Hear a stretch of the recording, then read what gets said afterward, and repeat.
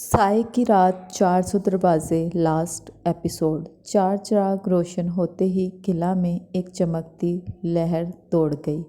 اندھیرے کے طوفان پیچھے ہٹنے لگے، زمین کا لرزنا بند ہو گیا اور طوفان کی گرج چمک خاموش ہو گئی۔ گلنار اور سحر حیرت سے دیکھ رہی تھی، 4 چراغوں کی روشنی کتنی طاقتور ہو گئی ہے۔ وہ ظفر خان سے راز جاننا چاہتی تھی۔ ظفر خان، یہ سب کیا معاملہ ہے؟ تم ان سب کے بارے میں کیا جانتے ہو؟ سحر نے غصے سے پوچھا۔ ظفر خان نے سہارا لیتے ہوئے کہا، میں راجہ رستم کا وفادار تھا اور اب بھی ہوں، لیکن میں نے ایک راز سب سے چھپایا ہے۔ راج کے اندر ہی ایک دشمن چھپا ہے جو اندھیرے کے بادشاہ سے ملا ہوا ہے۔ وہ چاہتا ہے کہ قلعہ پر اندھیرے کا راج ہو۔ اس نے انہیں بتایا، اندھیرے کا بادشاہ نہ کوئی انسان ہے اور نہ کوئی طاقت ہے، بلکہ وہ ایک خوفناک جادوگر ہے جو صرف 4 چراغوں کی روشنی سے کمزور ہو سکتا ہے۔ دشمن کون ہے رستم خان؟ گلنار نے اس سے پوچھا تو رستم خان نے اس کے سامنے ہاتھ جوڑ کر معافی مانگتے ہوئے کہا، وہ میں ہوں۔ دشمن کوئی اور نہیں بلکہ راجہ رستم کا سب سے قریبی مشیر و وزیر اعظم ظفر خان تھا۔ سحر اور گلناز چونک اٹھی۔ ظفر خان، تم نے ایسا کیوں کیا؟ انہوں نے پوچھا۔ ظفر خان نے بتایا کہ وہ جادوگری حاصل کرنا چاہتا تھا اور اس کے لیے اسے 4 چراغوں کا نور درکار تھا۔ اس نے راجہ رستم کو زہر دے کر ہٹانے کا منصوبہ بنایا تھا اور شہزادی سحر سے شادی کرنا چاہتا تھا۔ وقت گزر رہا تھا لیکن راج بچانے کے لیے اب بھی بہت کام باقی تھا۔ جادوگر کو روکنا تھا، راجہ رستم کو بچانا تھا۔ وہ جانتے تھے کہ یہ لڑائی صرف روشن چراغوں سے نہیں جیتی جا سکتی، انہیں اپنی عقل، ہمت اور بہادری کا استعمال کرنا پڑے گا۔ اور یوں ایک نئی جنگ کا آغاز ہوا، راج کو بچانے کے لیے، اپنے والد کی حفاظت کے لیے اور قلعہ پر چھائے اندھیرے کو دور کرنے کے لیے۔ قلعہ کی فضا اب بھی سسکیاں لے رہی تھی لیکن اندھیرا کسی حد تک کم ہو گیا تھا۔ چراغ کی روشنی ایک امید کے جگنو کی طرح جگمگا رہی تھی۔ گلناز اور سحر اور ظفر خان تیزی سے شاہی محل کی طرف بڑھ رہے تھے۔ جیسے جیسے وہ قریب پہنچے، ظفر خان لڑکھڑانے لگے اور چہرے پر ہوائیاں اڑنے لگیں۔ کیا ہوا ہے ظفر خان؟ تم ٹھیک نہیں لگ رہے ہو، گلنار نے تشویش سے پوچھا۔ ظفر خان رک کر بولا، وہ جادو میرا کنٹرول کھو رہا ہے، 4 چراغ اسے کمزور کر رہے ہیں۔ ظفر خان کی باتیں ادھوری رہ گئیں۔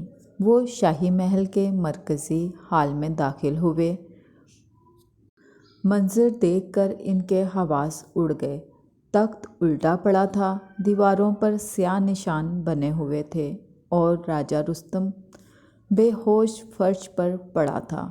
والد سحر چلا کر بھاگی اور اپنے والد کے پاس گر گئی۔ گلنار نے تیز نگاہوں سے حال کا جائزہ لیا۔ ایک سیاہ گولے کی طرح کونے میں چھپا ہوا سایہ نظر آیا۔ اس کی سیاہی 4 چراغ کی مدھم روشنی میں بھی خوفناک لگ رہی تھی۔ ظفر خان، گلنار نے آواز بلند کر کے کہا۔ سایہ کونے سے نکلا۔ گلنار کو لگ رہا تھا کہ یہ خوفزدہ ظفر خان کا سایہ ہے۔ وہ ایک خوفناک چہرے والا جادوگر نظر آیا۔ اس کی آنکھوں میں سرخ شعلے جھلملا رہے تھے۔ تم کبھی جیت نہیں سکتے، اندھیرے کا راج آ رہا ہے، جادوگر گرج کر بولا اور ہاتھ اٹھا کر ایک سیاہ جادوئی طوفان قلعہ پر گرا دیا۔ قلعہ میں ایک بار پھر ہلچل مچ گئی۔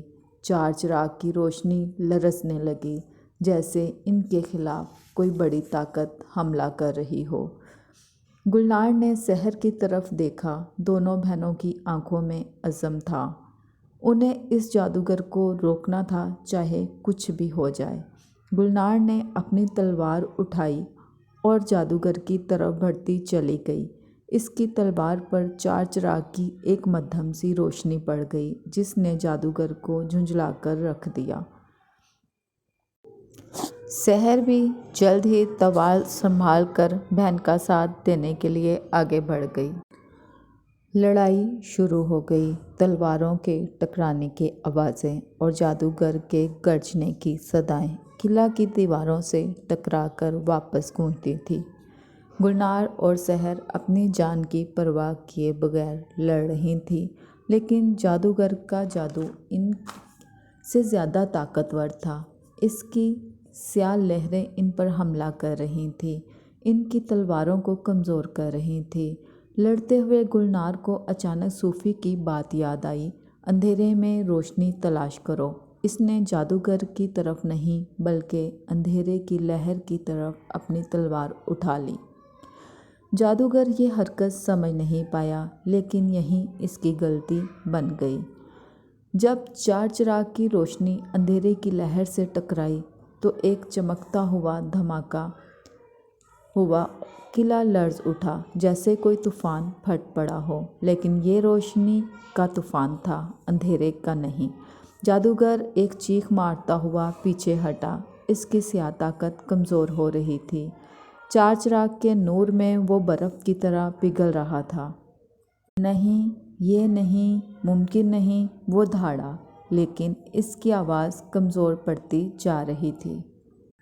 گلنار اور سحر نے ایک دوسرے کو دیکھا، ان کی آنکھوں میں حیرت اور خوشی چمک رہی تھی۔ انہوں نے راز جان لیا تھا، وہ اندھیرے کو روشنی سے شکست دے سکتے تھے۔ جادوگر مزاحمت نہ کر سکا، 4 چراغوں کی روشنی اسے مکمل طور پر تحلیل کر گئی تھی، جیسے کبھی وہ تھا ہی نہیں۔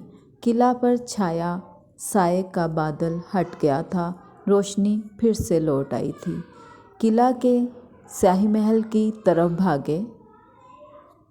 انہوں نے شہزادیوں کو دیکھا جنہوں نے قلعہ کو بچا لیا تھا۔ وہ سپاہی ان کے استقبال میں تالیاں بجا رہے تھے۔ سحر نے اپنے والد کو ہوش میں لانے کی کوشش کی، جبکہ گلنار تھک کر فرش پر گر گئی۔ وہ دونوں زندہ تھیں، قلعہ محفوظ تھا، لیکن راستے میں بہت کچھ کھو گیا تھا۔ وزیر اعظم ظفر خان کا جادوگر کی نظر ہونا ایک ناقابل تلافی نقصان تھا۔ اگلے دن قلعہ میں غم اور خوشی کا سماں تھا۔ جادوگر کے خلاف فتح کا جشن منایا گیا اور راجہ رستم کی صحت یابی کے لیے دعائیں مانگی گئیں۔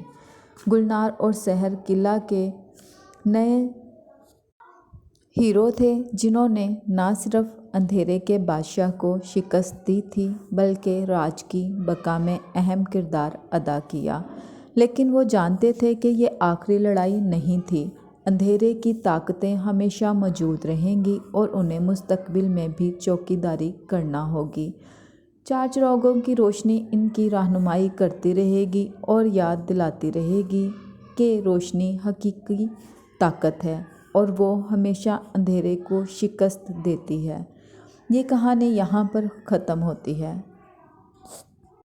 اس کہانی سے ہمیں سبق ملتا ہے کہ ہمیشہ روشنی اندھیرے کو ختم کرتی ہے، اندھیرے کو ختم روشنی سے کیا جا سکتا ہے۔ اپنا خیال رکھیے گا۔